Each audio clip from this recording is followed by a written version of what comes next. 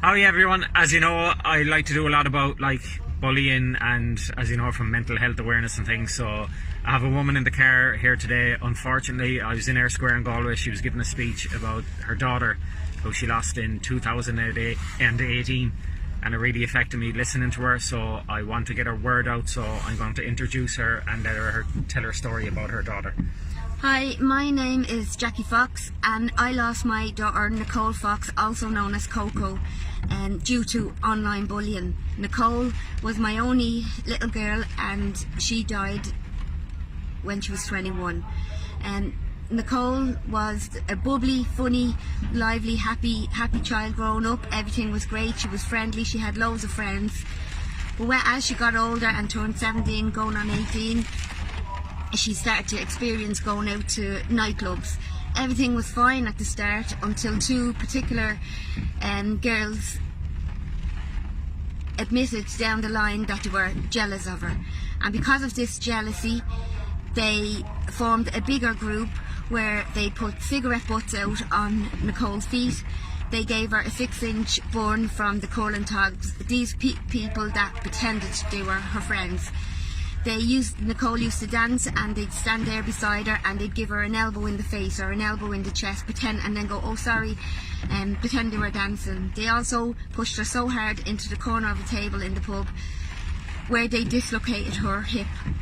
They dragged her down a flight of stairs by the hair. She used to put her drink on the table and they'd knock it off and go, oh sorry about that.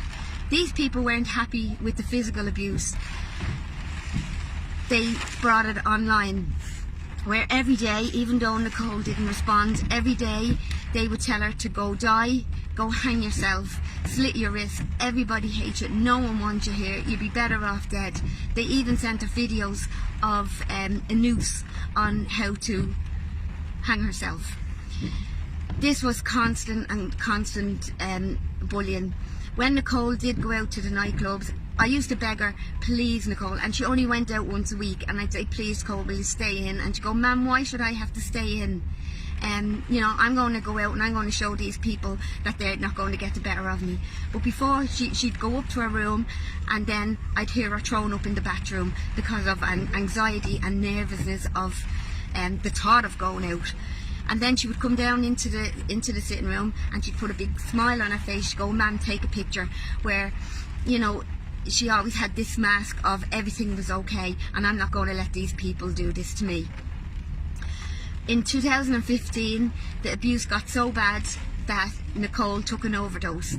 We spent 4 days and nights in the hospital. When she left the hospital, she went to CAMS, where she cried and cried in CAMS. She said she couldn't take it anymore, and they said it's all part of growing up, it's just a stage you're going through. These are professionals, so I listened. Nicole spent, from this bubbly, lively, funny, cheeky person, Nicole spent the rest of her time in her bedroom. She would cry going to sleep, she would cry getting up in the morning. I would lie down beside her and cry with her. She said to me, ma'am, I can't take this anymore. I just can't do this. The only reason why I can't die is because I don't want to leave you heartbroken.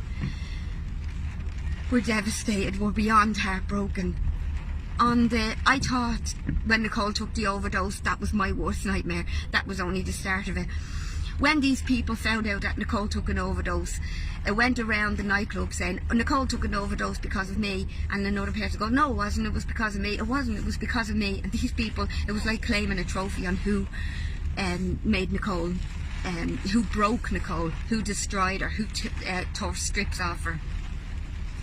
On the 18th of January, I left the house at 3:20. I dropped my son to work and went on around to collect my 14-year-old from school. Unfortunately, we went to the chipper, and I always said, if we didn't go to the chipper that day, would we have made it home on time?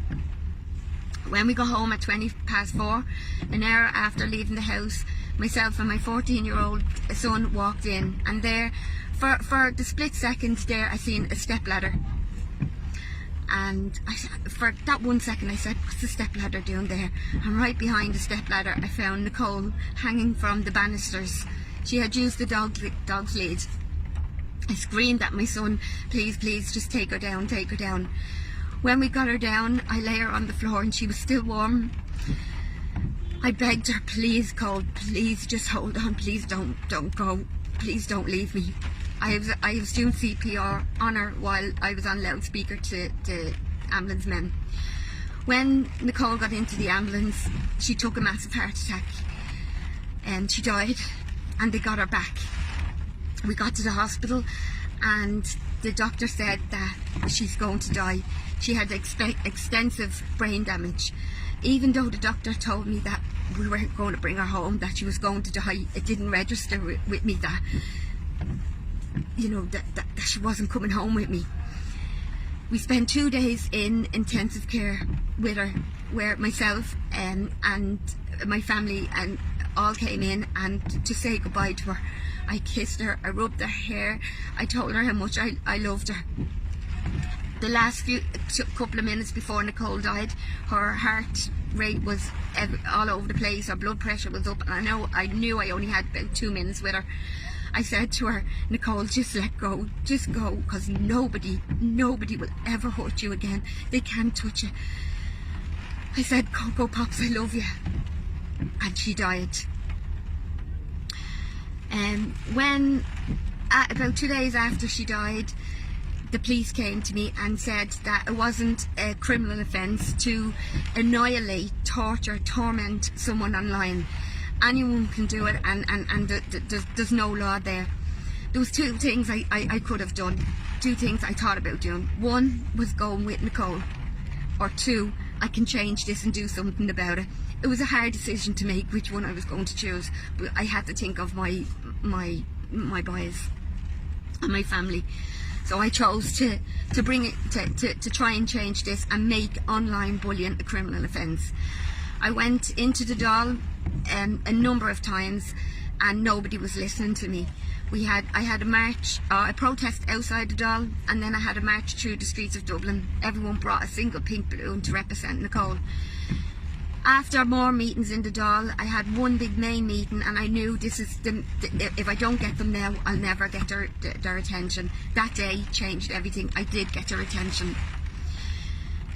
At the moment, they agreed to call this law after Coco. We called Coco, her name was Coco because my 9-month-old nephew couldn't say Nicole, and the only thing he could call her was Coco, and that's where the name stuck. So I said, if I'm going to bring in this law, I want it named after her. It'll be her legacy. It'll be bittersweet because although I want this law in so much, and I'm going to get the law named after Coco, but I still have to go home after that and never see Nicole again, never see her come in, never see her smile, never hear her laugh. Every night she used to sit at the end of my bed before she'd go to bed, and she'd go, "Night, Ma'am, I love you," and I'd go, "Night, Coco Pops, I love you," and I'll never hear that again. But this law that's coming in, it passed stage 3, or stage 1, went on to stage 2. It's now in the Equality of Justice committee stage, which is where we want it. But the only thing about stage 3, it's called, it could take ages to get out of stage 3. I have a page called Let's Bring in Coco's Law, and on that page you will find a petition. I need 20,000 signatures for this petition. So far we've I think over 28,000, but the more people that still put their names on, the better. This petition means that they have to raise it in the Dáil again. I don't want to go in and raise it in the Dáil about bringing Coco's Law in, because that's already going to happen. I want to raise it to get it out of the committee stage, and to get it out of stage 3. Get it enacted. Yeah, get it enacted. There's no point in leaving it in the committee stage. Too many people are dying. Too many are losing their lives. Why? Because because these people, vile people that did this to my baby girl and to many others, they know they can get away with it because it's not a criminal offence. So if everyone can help me and go on to hashtag Let's Bring in Coco's Law and share the page at the moment, and I know you're going to do it as well. Yeah, absolutely. At the moment I have the Coco's Law challenge, and that is just take 10-20 seconds out of your whole life to make a video and support me, Jackie Fox, and hashtag Let's Bring in Coco's Law, and demand that this law is passed quicker. Your 20 seconds out of your life could save someone else's life forever. I need this to go viral, not for an own. I won't get Nicole back, I won't get my baby, but this is for the future people. The people, they have statistics, so-called statistics for suicides, but they have no statistics for self-harming, and there is a lot of people at home self-harming because of these people that think it's okay to drive someone until they feel that they can't see past another day. Thank you so much for sharing your story. You so well fucking done. Absolutely well done. Thank you so much. Thank you so much. Brilliant. Thank you.